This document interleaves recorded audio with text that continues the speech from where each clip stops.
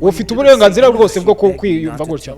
Nari mfite ikibazo ko utizumbwira rwose, urumva yambisabye rwose nsaba kutabikubwira, ariko uri inshuti yanjye, ndi umushuti wawe, ndi inshuti yawe, ariko nanone ndamwumva nawe. None si ibyo urashaka kuvuga iki? Ntago twigeze tuvugana byinshi. Yashaka kumenya ko umeze nuko ibintu bimeze ahangaha, ariko rwose ibyo nakubwira cyo nuko abizi neza ku cyemezo yafashe rwose. Ibyo nibyo wiyumvisha, ntago azigera agaruka.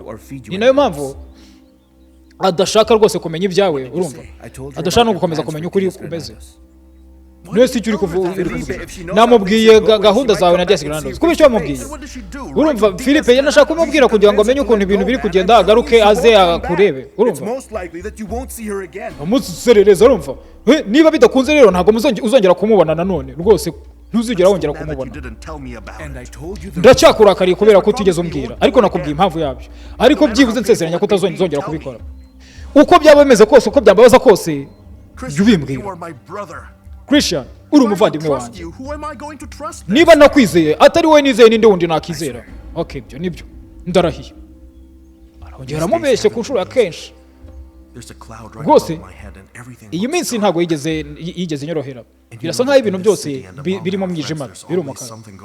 Kuba mbizi neza ko utari muri uyu mujyi, rwose nta kintu na kimwe gishobora kumpagarika gukomeza kugutekerezaho.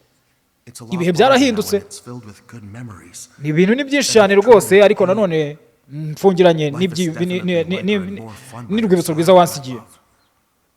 Rwose ukuntu njye nawe twajyaga twishima undi ruhande, rukundo rwanjye, nibyo rwibutso nasigaranye.